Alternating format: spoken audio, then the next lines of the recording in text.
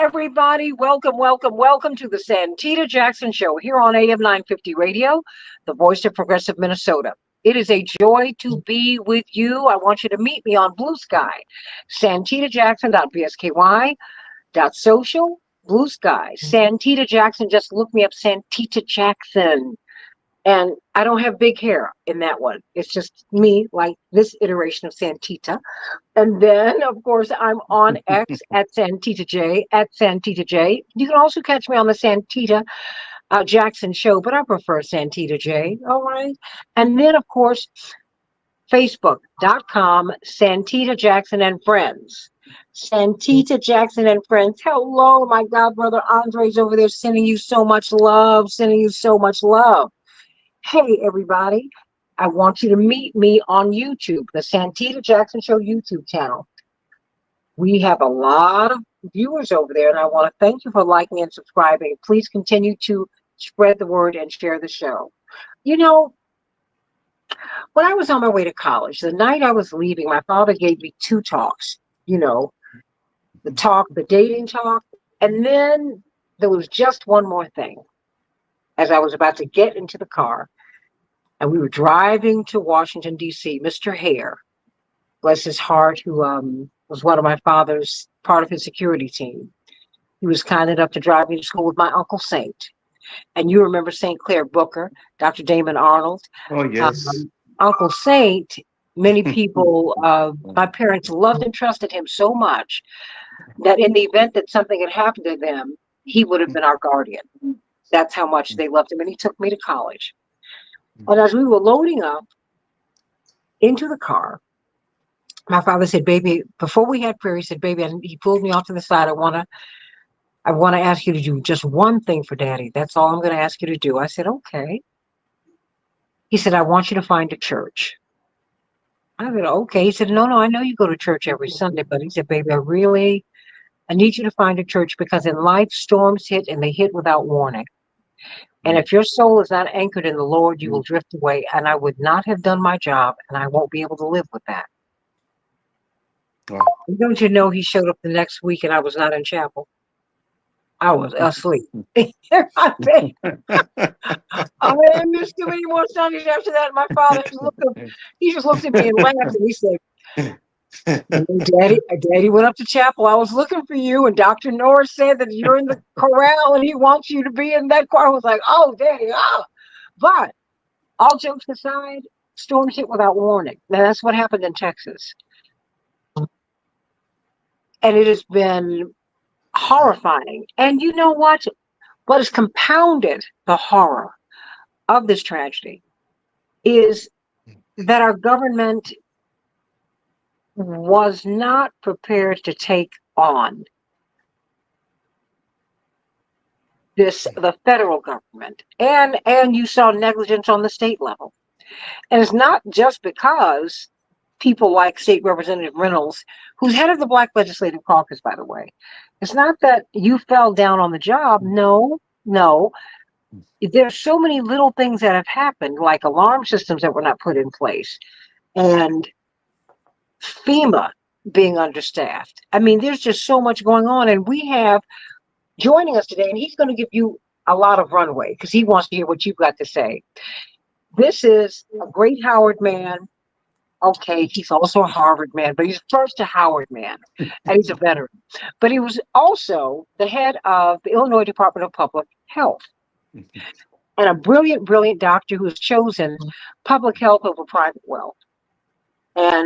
But he also used to be my parents' neighbor too.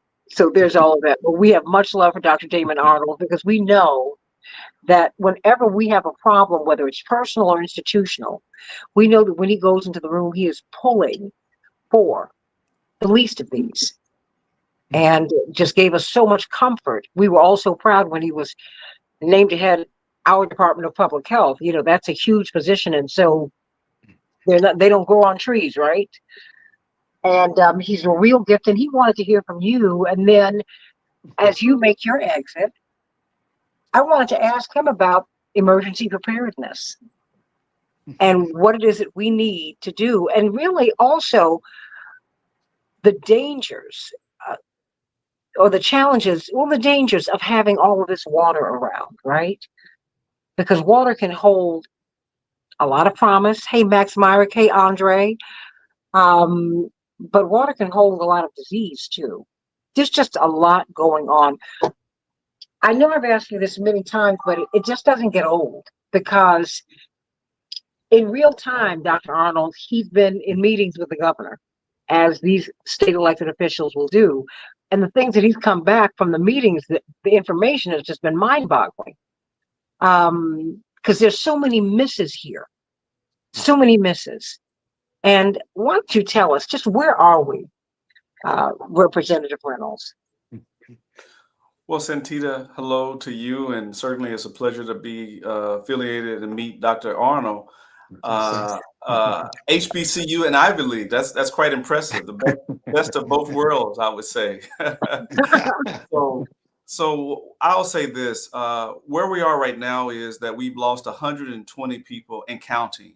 That number goes up every day. We get a new number, it goes up. Right now, currently, we have over 170 people that are still missing or unaccounted for, and we don't know quite honestly and frankly if they're dead or alive. Search missions continue.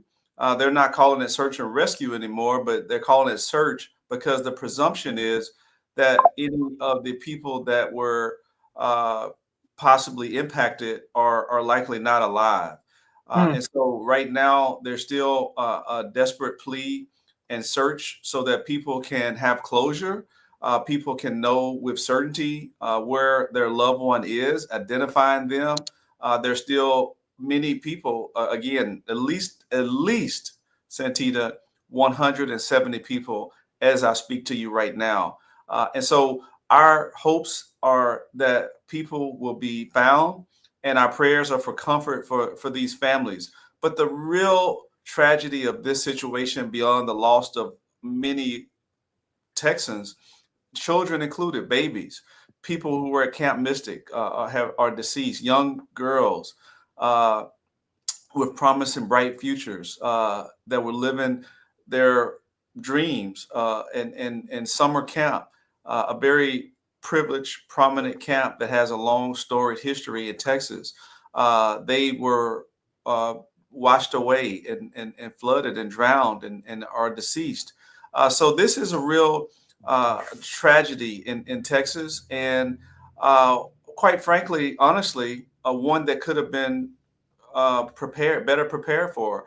If we had better preparation, then we may not be talking about this with the drastic nature that we're talking about it. And there wasn't just failure at one level of government. There was failure at all level of government. And I'll say this.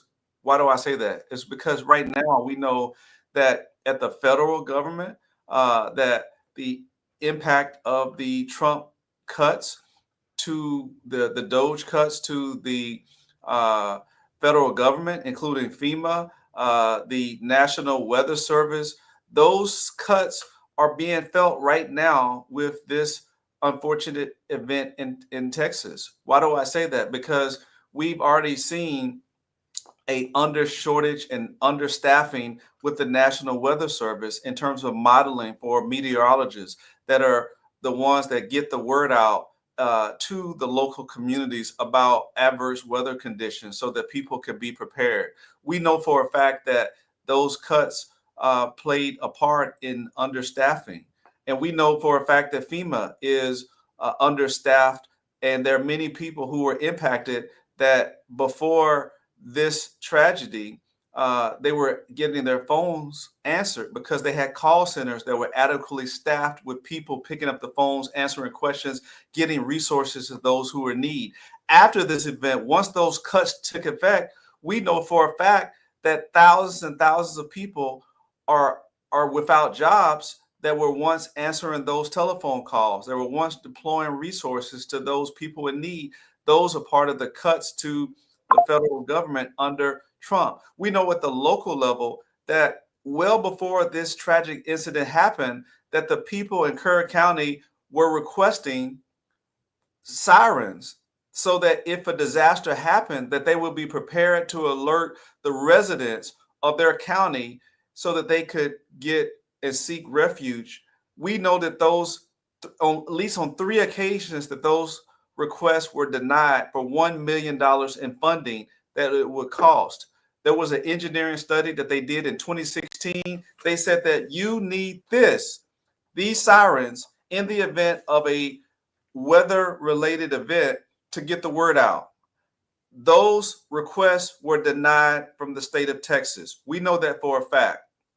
We also know for a fact, Santita and Dr. Arnold, that at the local level, at the county commissioner level, that as recent as 2021, there was $10 million that was allocated under the American Rescue Recovery Plan from President Biden that could have paid for those sirens. We don't know why they didn't purchase that. They gave county officials pay raises. They did some park improvements, but they didn't purchase that. So there's failure at the local level, the state level, and the federal level.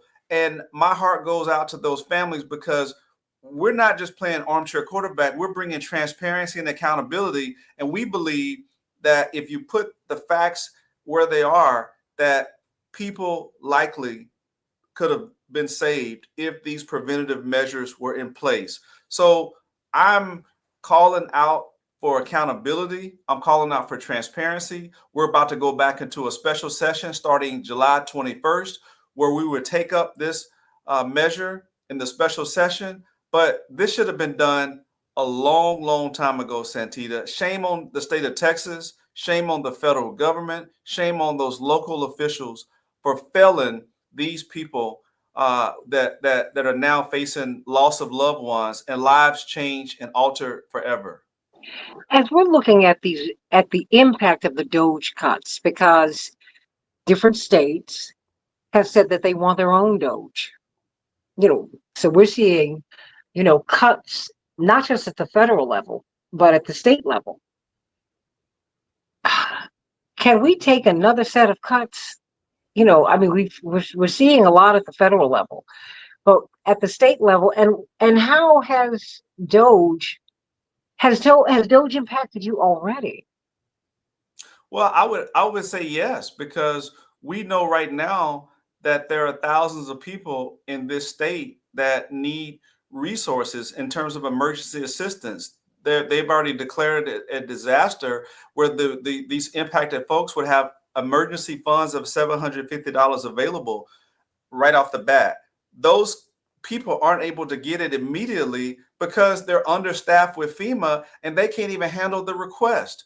The phones aren't being answered. So yes, I would argue that right now we're seeing the impact of these Doge cuts to the office of FEMA.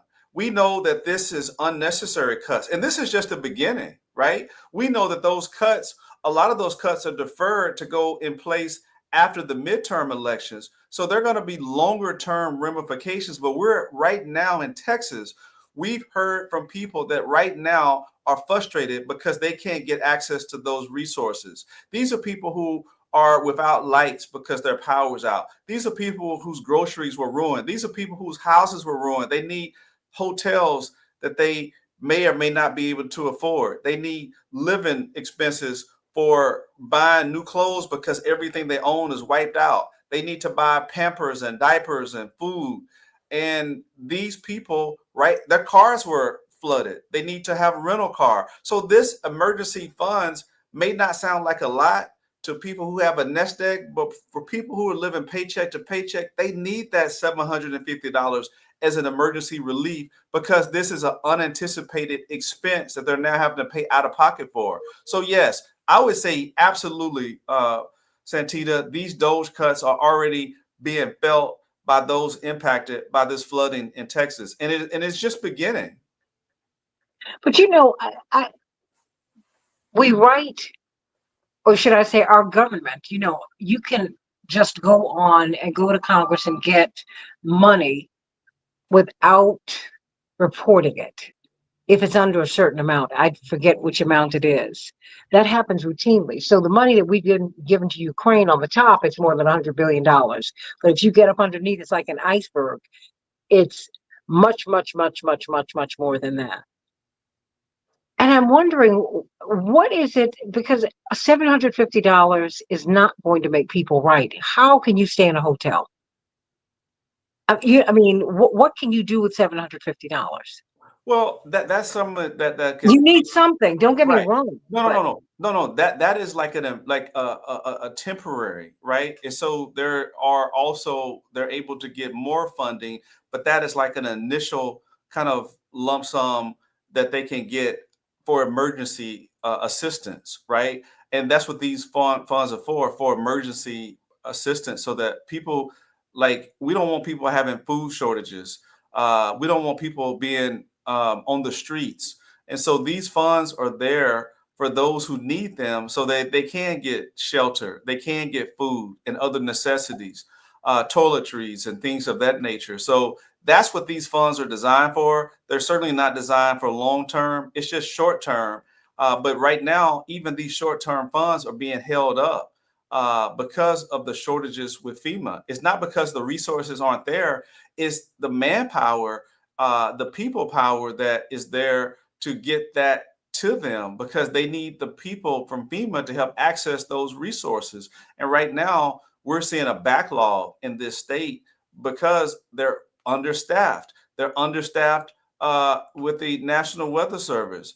So we're these are things that are vitally important as we go into hurricane season. We need to have our meteorologists. We need to have that forecasting that is done, so that that modeling that's done. We need to make sure that people are keeping a watchful eye, so that in the event of a weather related event, people can seek shelter. They can seek they can move and evacuate that in a timely manner. We know that this wasn't a timely communication. And then again, when they did find out about it, there wasn't a siren system. This is a rural area.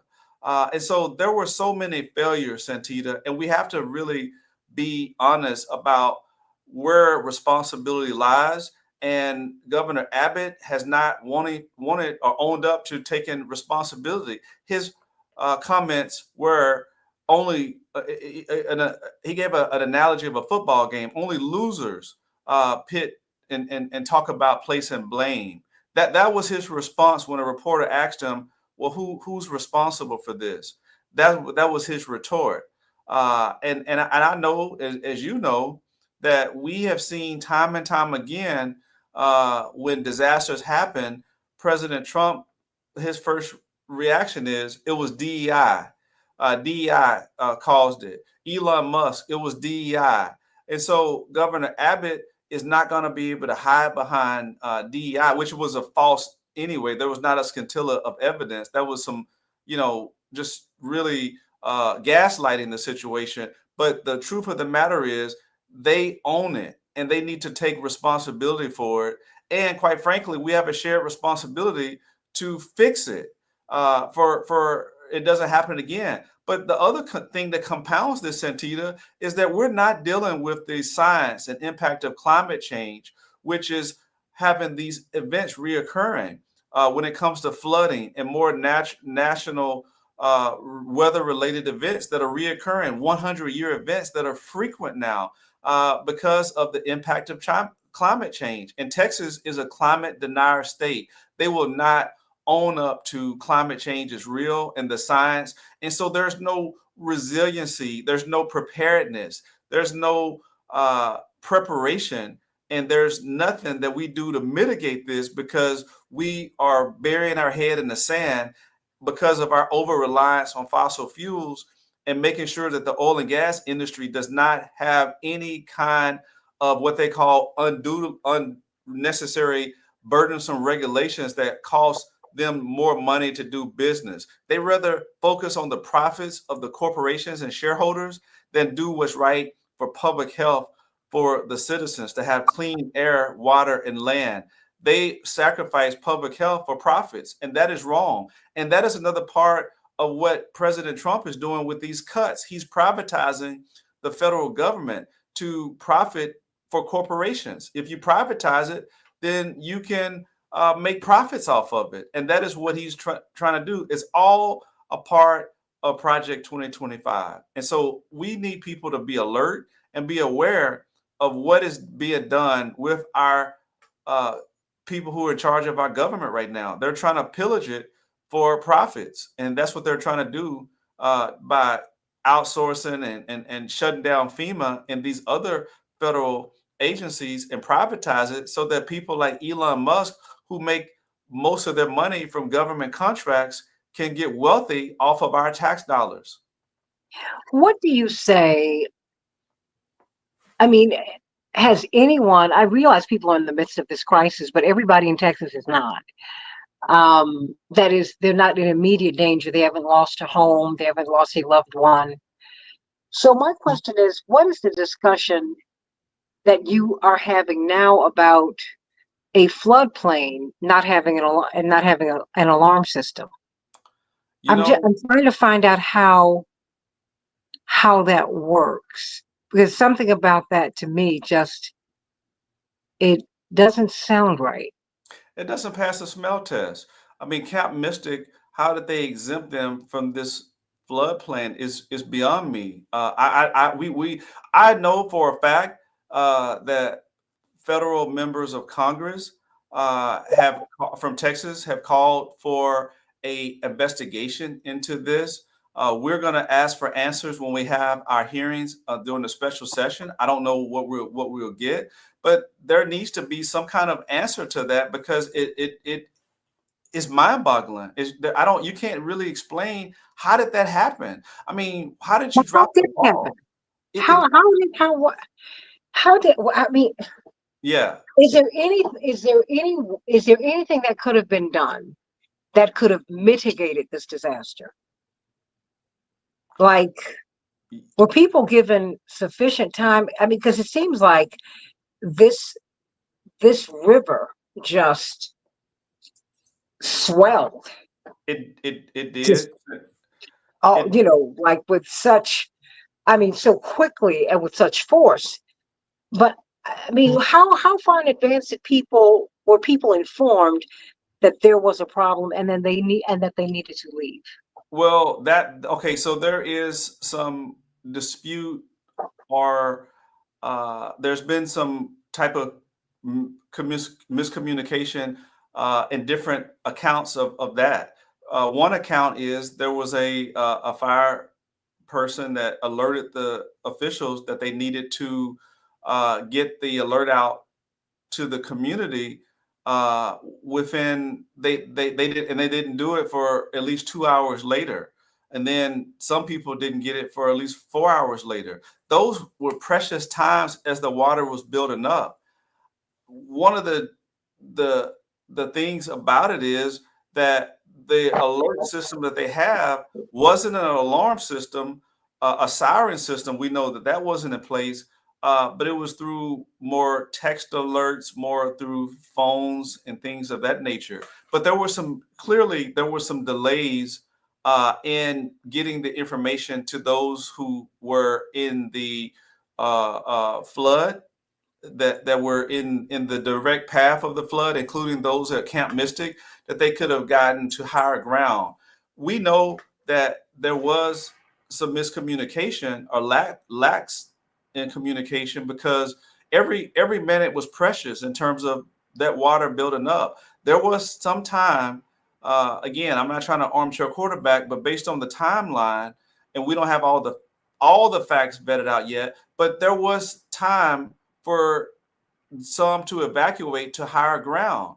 That evacuation, if it was timely, could have saved a lot of lives. I'm not saying every life, but there were a lot of lives, Santita, quite frankly, that could have been saved if they would have had proper notice. So we know that the notice, there's a lot of issues around that, and I think in the days to come, once people are under subpoena to appear under oath, we will get clarity on that. But I think, just like the tragic in Uvalde, where the school shooting happened, initially the accounts were, oh, there was these officers were so brave and they saved lives and they rushed in. Later, we found out that was all a lie, that there was a substantial delay, and that delay caused lives. I believe that we may find ourselves in a similar situation, that there was some delays that were unnecessary that could have saved lives. So that is what it looks like based on the information that we've received. But we're still gathering information, and we'll be having hearings coming up very soon where people will be under oath, subject to the penalty of perjury, in terms of prosecution, to tell the truth. So I believe that there are more facts that are going to be uncovered once the hearings start. When you just going forward, what do you want to know? What are, and where are people now? People who have no home. I mean, where are they? I mean, because hotels are expensive. Hotels are expensive. Are special provisions being made for them? So I can tell you right now, there are a lot of private philanthropy. There's a lot of donations that have come in. There's a lot of people who have been very generous with their giving, so that there were private relief funds because of all the red tape and shortages with FEMA. Thank goodness for the generosity of people from Texas and across the country that have poured in millions of dollars in relief, and that relief is being able to help subsidize many of the people that need it right now, so they can get shelter, they can get hotels. Hotels are their vouchers. Their hotels are being there's resources there to help people, and those resources are what have been a life changing for many of those people that have been impacted because of, again, those delays with FEMA. So thankfully, the private sector and the donations from the philanthropic community, the nonprofits, are able to help where the federal government is lacking. And so we do know that those resources have been deployed and people are getting help because of that. But you know what's dangerous to me about that? That we're depending upon the private sector. I mean, we don't want the private sector to overtake the government, but Correct. we're depending upon the private sector to do what the government should be doing. And that to me is, I mean, I think we're far too accepting of that That's right. because the government did not do its job. I'm trying to figure out how Texas state officials rejected request. Is it from Cary County? Kerr County. Kerr County Hmm. to pay for a warning system. I want to know And that. I want to ask that direct. I want to hear that. That makes no sense to me. It doesn't make sense, Santita. I'm telling you, this is where you peel back the onion to find out what was going on, why, and I'll tell you another troubling thing that I want to tell you about is Mhm. there was accounts from a commissioners court meeting that some of the residents who are very conservative, they didn't want to utilize monies from the Biden administration because it was evil and corrupt and communist. And so we believe maybe that they used that money instead for raises and other purposes, because it doesn't make sense, right? I mean, No, you it makes sense. We just have to get all the pieces. One thing, hey, I mean, I do math, and one of the things that you learn is that the equal sign really is the final word. Now, you might have messed things up. Your input into the equation is off because the result is what it is. Now, what you need to do, I had a professor in college who he would give us these elaborate, well, at the time, we thought they were elaborate definitions, written definitions. This is in calculus, right? And if you were off, if you missed a comma or a semicolon or a colon, he would grade you down. You were like, wait, I got all the words. He was like, But when the punctuation changes, it changes the meaning of the sentence. He wanted to see every step you took when you were solving a problem. Dr. Sachere, I'll never forget. I used to have to do my homework on these big computer program papers because he wanted to see every little thing. There's some pieces that are missing here or that are being hidden here. That's my only point, because I want to know I mean, Christy Nome, the DHS secretary, needs to explain why. What is Absolutely. it? What happened with the search and rescue That's crews? right. What happened? They were delayed. They were delayed 72 hours. They were delayed. Why on good earth would that be happening? 72 hours. That was In the midst of critical the time crisis. in the midst of a crisis. Wow. She needs to be that needs to be an accountability for that. She needs to answer for that. And so that is I mean, for me as a layperson, it's unacceptable. Maybe she has a plausible explanation, but it doesn't make sense to me. 72 hours? That's 3 days. They delayed the deployment of the search and rescue That is crew. correct. That is correct. And then That's they what we delayed know. a request from the state for aerial imagery, right? That is correct. That is correct. How does that? I don't understand that. And It, it how high? How many feet did the river rise? Was it 26 feet? 26 feet. That is correct.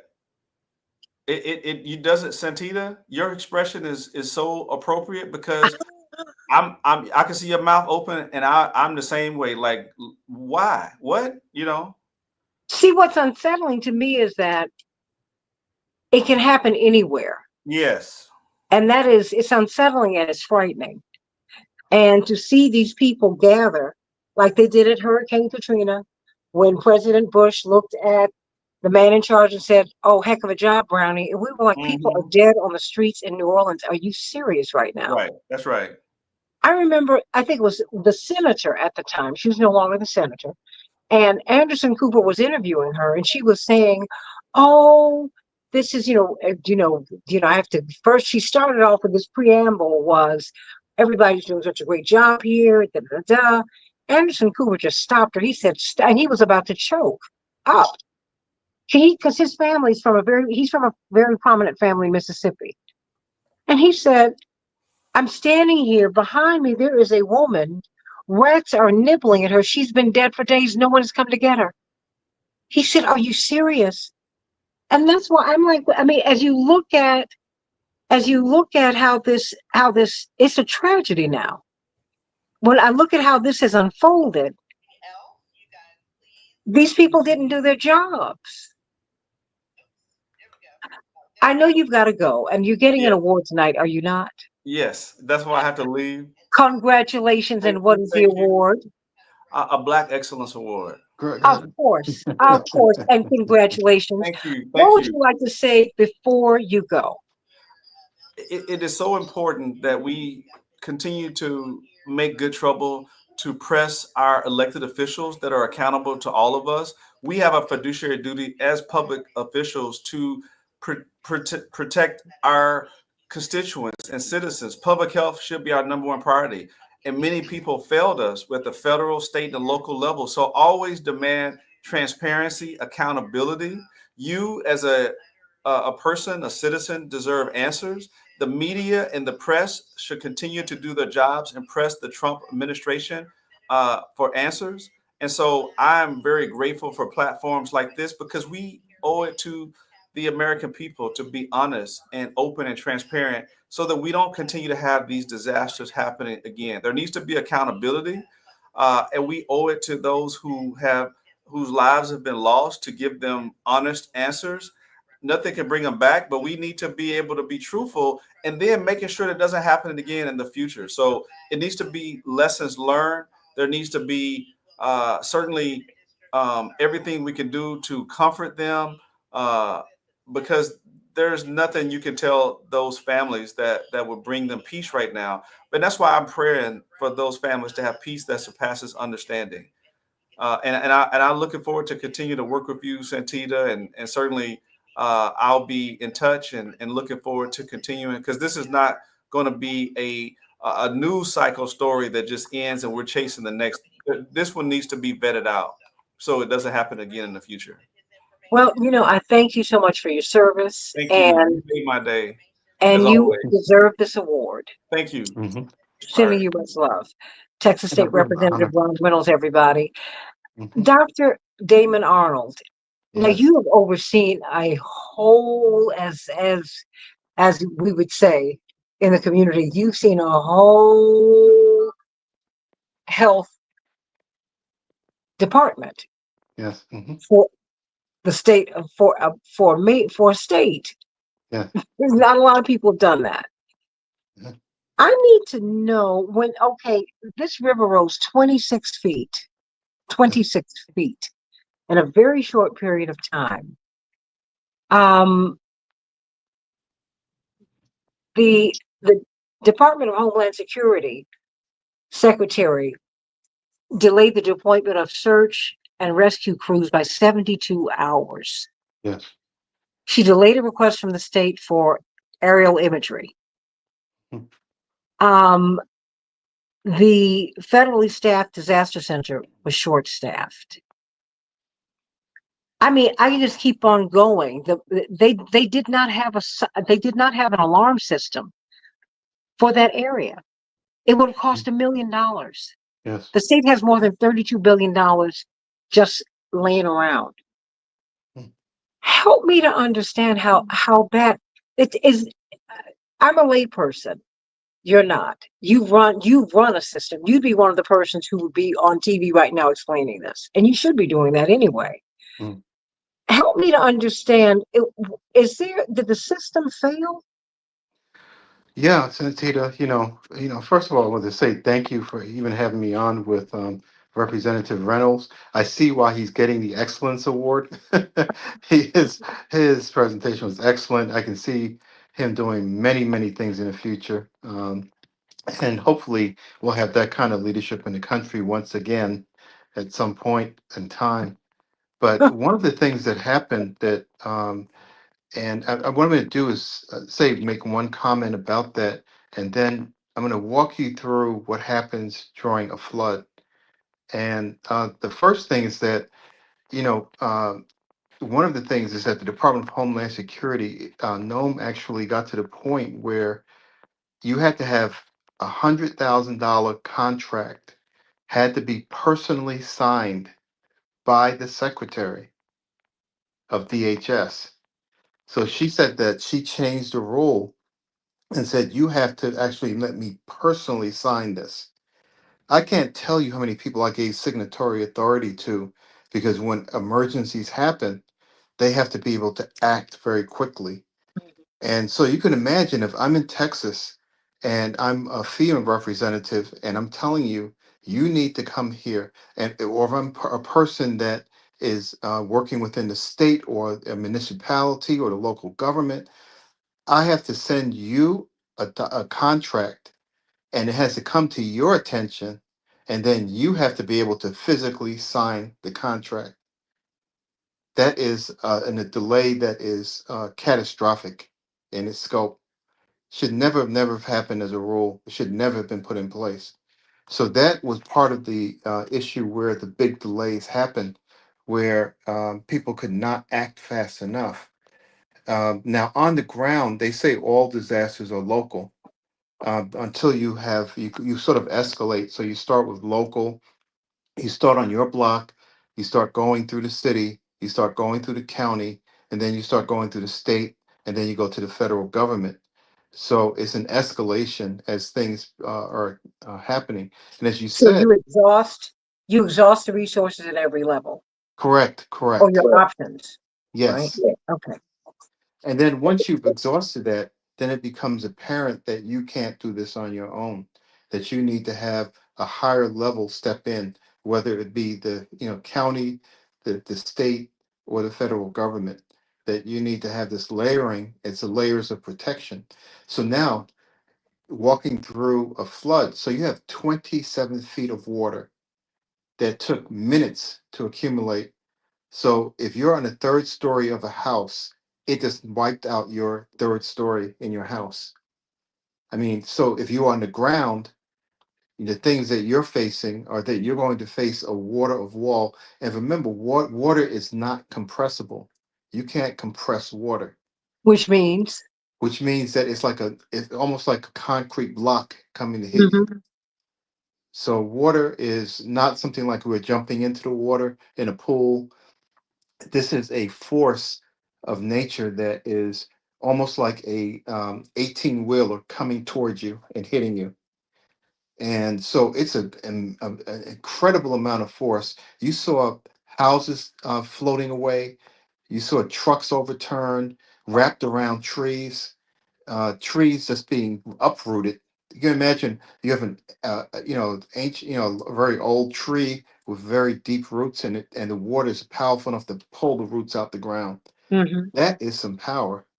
And so that is what people were facing as the flood waters came through. So what ends up happening is that your infrastructure, you have key critical infrastructure and key resource sectors that underlie every community that keep you afloat. So those things are, your electricity, your sewage system, your gas lines. um, all those things are essential for you to have lights, for you to have gas to cook, for you to have your conditioning system on. All that is compromised and completely destroyed. And now you're sitting there, and the sewage systems overflow. Ugh. So the sewage So system. when a sewage system overflows, what happens? What comes up with sewage? Oh, with sewage, raw human waste. So Wow. people with their bathroom systems, all of that goes through your sewer system to go to a processing plant, and that becomes something where you have a lot of standing water, so it contaminates the water with bacteria, and and anything that's in the environment. You have wild animals going through, snakes. You have all those things that happen. So you are confronting an environment that has drastically changed in a matter of seconds. And so if you are in the water, if you get cuts, abrasions, those kinds of things, now you have raw sewage, you have a contaminated water supply. It can go into well water. So even if you aren't in the immediate area, if it gets into the groundwater, it can go to wells that are at a distance from the place that's just been hit. So just because you are not exactly in that area, but you're in the surrounding county, surrounding towns, you could directly be impacted by what happened there. So it's not just Hmm. Kerr County, it's the Right. surrounding counties because water spreads, right? Correct. So are you Correct. saying that other water systems have been contaminated? It's possible that they have been contaminated, and the local health departments usually will come out and look at water sampling and do well water inspections and those kinds of things. Oh But my. but you have now you have hundreds of wells, potentially thousands of wells. I'm not sure of the topography there, but because you don't have enough funding in public health departments, much of that's been cut by this current administration. Some of the things that you actually need to have in place: infection control, the ASIP, for example. So it's not just Homeland Security that has been affected by this, but the Department of Health as well. So Health and Human Services. Hmm. Now you start looking at this, and so bacterial infections can happen. People who have underlying other medical conditions, now they're in the environment, they're in the natural elements, heat, not having access to water, safe water, drinking water, not having access to safe food supplies. Those people are at increased risk for succumbing to things like heart disease, lung disease. If you were on the need for CPAP for sleeping at nighttime, if you were on any kind of inhaler system for asthma, your electricity just got cut off. If So, you have, if water has inundated your home, yes. do you have to throw everything away? Okay, so if water has ended at home, you have to be very careful about going into the home. You Oh should wow. be wearing gloves, rubber gloves that are long. You should be wearing rubber boots. You need to have a mask. And you also need to be concerned because standing water breeds mosquitoes. So we have West Nile virus as one example of a disease that's spread by mosquitoes. And so you end up having nuisance pets, these pests, these insects that come, and they can actually spread disease as well. So getting rid of standing water, getting rid of all those things, and it can be inside of a enclosure in a home or outside. And one of the things that happens is mold starts to come. So you get water drenched in the house and that kind of thing. It doesn't take a long time for mold to start developing. So now we're going, a week or 2 weeks, and you start seeing those kinds of insults coming up. It's going to be a long-term thing. So this disaster is going to last well into 2026. Oh my. So these people, so they can't go back to their homes. No, many of the homes are destroyed. Their foundations have been ripped out. That you saw some houses flooding, and I remember one famous scene was with one house that um, was in New Mexico that was flooding. So it's not just Texas; it's New Mexico. Yeah. So these people who are denying, as Representative Reynolds was alluding to, these people who are denying climate change, you better start opening your eyes. It's here, and these storms are getting more severe, and we're just at the beginning of the season of the hurricane season. So now Texas, they had to suspend the search operations today, Mm. right? This morning, because there's more water coming. There's more flood waters coming behind what's already happened. So if you're in the middle of that situation, the only thing you can do basically is evacuate, get out of that floodplain zone, because if more water comes in, you're still at risk for succumbing to another flash flood. Is the water treatment facility, has that been overwhelmed? Oh, I would imagine it has. That that there is probably a great effort trying to keep potable water, so safe drinking water in existence. But I couldn't, the infrastructure is something I'd have to look into more before making a definitive comment. But you're talking about people who were directly affected, that maybe may have been some of those workers. And Yeah. so how many businesses are closed down? How many people in the municipal thing? Maybe they're in the search and rescue teams. They have to pull people from different areas. So I'm not sure of how the drinking water system is, and whether they're recommending people drink bottled water, which is something that like a FEMA would bring in, or a group would bring in the resources and the money, to purchase all those things for people. So right now, the kids also are prone to having diarrhea, and other gastrointestinal problems, especially if they're around contaminated water. They have to be very careful. Don't drink contaminated water. As you were mentioning before, if they go in and clean up their home, they want to make sure they have the gloves and the boots and all those things. But if they have any insect repellent and those kinds of things, if it's available, it may or may not be. It's advisable to use some of that, to protect themselves against insect bites and that sort of thing. Um, but it's really a devastating thing. They've already recovered so many bodies, but over 170 bodies are unaccounted for people. And as they were saying, at a certain point, people start turning to a search and rescue, and it's really good to have a positive attitude while we're still in the rescue phase. But when we start looking at the probability, it starts to go down as time goes by, about people surviving something like that.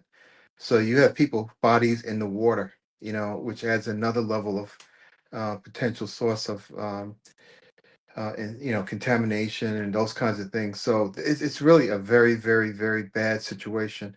I really am dismayed, as a public health professional, about all the things that have happened recently, and not having the the adequate resources allocated to the departments of health. There is a narrative there that I want to caution people about, and the narrative is everything is under control, Oh, everything is all right, and that can be more deadly than anything because people think you've got it covered, and you really don't. So you have to have truth in what you're saying to people and making sure they have accurate, honest information. before you go, uh, I have a few minutes here, but number one, I need you to come back Mhm. because what's happening in Texas could happen anywhere. Yes. And I, if you can give me just in a couple of minutes what we could do. I mean, because Mhm. like your electricity could go off. We've seen that happen in Yeah. places, which means your refrigerator, everything, and your refrigerator, you know, shuts off. And what do you do about your food? Um, I mean, we are so accustomed to the modern conveniences, Dr. Arnold, Yeah. that it's just, I think that when you see Texas and New Mexico, because they've lost more than 200 homes there, and someone called Keep Hope Alive, our show early this morning, and they said there's flooding in Chapel Hill, North Carolina now. Yeah. And you know what happened there last year, and they haven't even many of those people still haven't returned to their homes. Yeah. What would you advise? How do you prepare Mhm. for something like this, or Yeah. for any kind of disastrous disruption in your life? Yeah, I think one of the first things to do is to really have accurate information and base your actions on um, reliable, factual information. That's the first thing. And what the reason why I'm laying that as a groundwork is because FEMA, for example, I have been on many different things. I responded to Hurricane Katrina and Rita, and responded to different disasters overseas and that kind of thing. My thing is that FEMA has always been an incredible organization when I've worked with them, organizing things, bringing things, having some experts at the table, figuring things out. I have no idea why someone would say FEMA is ineffective. Hmm. You know, um, yeah, can any organization improve? Anyone can. Any group or any group that's out there, but the level of expertise they have attained up to this point is astounding. I mean, of what they can actually think about doing and how they help local groups through EMACs, emergency management, mutual aid compacts, and those kinds of things. Amazing what they can actually do when they hit the ground and they are unencumbered and not hindered by crazy policies and rules that seem to have been put in place at the last minute this time. So on the FEMA website, you can go to FEMA.gov, and there are modules in there that tell you how to prepare an emergency kit. You should have an emergency kit with non-perishable food. You can have a generator, but not everyone can afford a backup Yep. generator. But non-perishable food in containers that are plastic so that they don't get wet and they don't get contaminated by sewage water and that kind of thing. So making sure you have adequate supply of food and water. You can actually go for for quite a while without food, even though it's very uncomfortable, but you cannot survive without drinking water. Hmm. So you need to have gallons, at least a couple of gallons per person of drinkable water that you keep in a safe location. The second thing is to make sure you have a box, a plastic box that is sealed, that water can't get into, that has some of your most important documents. Mm. Because see, right now, if you had your documents in that house that floated down the water, Gosh. and those documents are for your insurance, and when you got your roof repaired and all those kinds of important things for you to know, you're going to be in trouble when you start to file for insurance claims. Now, a lot of those people there were not insured because they don't insure people for floodplains. This is one of the things that they were actually potentially when I was down in Katrina, people were um, alleged, I put it in that word term, Mhm. to have set their homes on fire because they had fire insurance but not hurricane insurance. Well, I So, mean, what are you supposed to do? I mean, yeah, you get these insurance policies for your home. You get yeah, these insurance policies, and now in Florida, they don't want you insure. They don't want you to have any home insurance anymore. I'm like, well, wait a minute. yeah, What? But I have a friend, God rest her soul. She was a real estate developer in New York, yes, and she said, "Look, I would never build a home in Florida." I said, "Really?" She said, "Absolutely." She said, "It's a swamp." yes, And she said, because she died right after they had that big luxury condo collapse. yes. She said that was predictable, and she took me through all of these different stories about the Mhm. structural uh, deficits. And so look, I think there's a lot that we do not count on that which we cannot count on, Right. and that to me is very dangerous. Yeah. And see the insurance companies also, you have to look at it from their perspective a bit Hmm. too, because you're paying. Let's say you pay uh, $2,000 a year for your insurance for your home, right? Um, they are set up for a normal situation where one home may get a fire, another one may have damage to their roof, that kind of thing. But when you have multi hundreds of $1,000s homes or $1 million homes, and you're collecting $2,000 a year, and then out of that pot, you're supposed to be paying for repairs and insurance claims, but then you have something catastrophic happen. So Yeah. it's a shared liability risk pool. So now the pool is completely overrun. You just knocked out 100,000 homes, and you have to replace that at the cost of 2 trillion for Yeah. $3 trillion. You can't do it. So there has to be some kind of limit, or some we have to start building smarter when we build back. And we have to find a way to make things right for people because Yes, you can't just say too bad, too sad. I mean, the right. fact is, Yeah, people need to live, right. and those are people who are well to do. Yes, I mean, presumably, because everybody's got their limits. Everybody. yes, yes, Poor people really suffer yes, in these situations. I mean, because if they tell you that you've got to move immediately, you cannot move unless you have money. yes. I mean, you got to have something. And too few of us have those resources. And I think we have to start thinking very differently these these challenges. And you remind us, climate change is real. I mean, the several rivers across North Carolina. Mhm. This story is from Newsweek 3 days ago. One of the rivers rose 45 feet. Yeah. That is 45 feet. That's unnatural. So when she said, Anita called into the show this morning, she said, Chapel Hill is flooded. I said, wow. Wow. Wow. So, Dr. Damon Arnold, I got to get you Yes. back on my show because Yeah.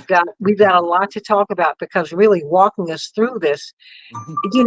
it's making me do a lot of thinking. But Oh, one other thing, Santita, yes, to yes, yes, think sir. about is, we had this big beautiful bill that it was signed into law. Oh, you are so Okay. terrible. And this is one of the problems. Snark is your middle name, but go on. But that big beautiful bill.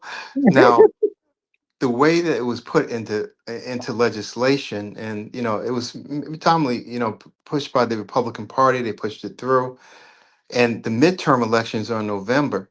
Mhm. But some of the provisions of that, the worst provisions of that, are going to be for Medicaid cuts and all that. They don't happen until December 2026. Okay. Oh yeah. So a lot of that is going to unfold after the elections. But what people have to be cognizant of, especially in these areas that have been hit, is that your Medicaid may be cut off after your flood, after you're trying to recover. And it's going to be a second hit on them that's going to be devastating. Well, you know what? I think we're being pushed into a space. Yeah. Dr. Damon Arnold, former head of the Illinois Department of Public Health, we have to create a more perfect union. Yeah. And we're going to have to answer uh, the question that Dr. King posed almost 60 years ago. Where do we go from here, chaos or community? Mm-hmm. If you have this many people who have to do without you, will have chaos. If we all come together and ensure that everybody has a floor beneath which they should not fall, then we'll have community. Yeah. Community, unity, a common unity. And we will have to make a decision and grow up in our politics and grow up spiritually in order for that to happen. And so, and that's why we need people like you to help get us through. Yes. Yeah. And then, you know, we had one thing I just wanted to mention real quick was that today I went to unveiling for a street for Slim, Mhm. Reverend Reverend Slim Coleman, who we Phil love in Coleman. Chicago. Yes. So they have Reverend Slim Coleman Way. So it's a street, 40, I think it's 45 to 47, 100 North Magnolia. But wonderful, wonderful ceremony, and they recognize him. I know he's a very close friend of your dad, and Absolutely.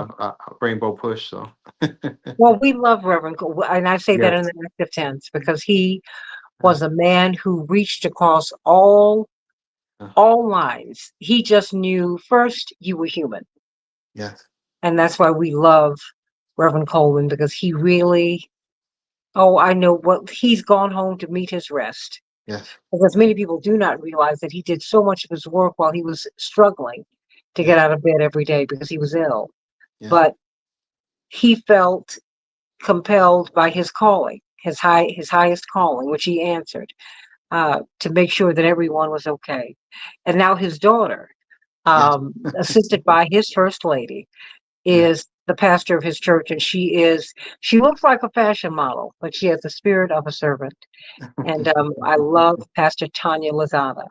And Yes, Tanya and Jolene. absolutely. Oh, they're wonderful people, Yeah, and I thank God for them because they are in the heart of the community, and they want to serve, and they do serve, and yeah, now they've gone into another generation. yes. But thank you for your work. Thank you for your service. Oh, thank you for Um, yours. no, no, in civilian and in military life. But you have served. You just serve, and I thank God for you. Thank you so much for all that you do. Same for you, Santita. You know how I feel. Well, you You're know how I feel wonderful. about you. You know I just love you. I absolutely do. I think you're the most wonderful person in the world. I really, really do. I think the world of you. I do. And I thank you. I just thank you for being someone who's chosen public health over public wealth. You've Yeah. done well, and you should, but you've never put that out front. Yeah. Your concern has always been you've always pivoted away from, you know, from what even more comfort than you've had Yeah. because you wanted to make sure that everybody else was comfortable, and you wanted to make sure that everyone has been cared for, and you're just a fine human being, and I thank God for you. Mm, same. And plus Mutual you're a feelings. Howardite. Oh What? yeah, of course. I mean that's that's without Come on, come on, HU. Come on. Oh yeah, well we love Howard. We love Howard. Oh Howard, we sing of thee. 12 o'clock on the yard. You know Yes, what's up. many things, great things have come from Howard University. Come on now. There you go. I'm glad my father's not here, so he won't talk about A&T, but there Oh you yeah. go. And Jesse and Johnny and my sister Jackie and Yeah. my mother. I'm Oh. surrounded by Aggies, but I'm a bison. That's all right. But Thank you. it takes one bison to stand up. Yes, that's it. That's it. But I love you and thank you so much for everything. Thank you. Thank you. AM 950 Radio, the voice of progressive Minnesota, the Santita Jackson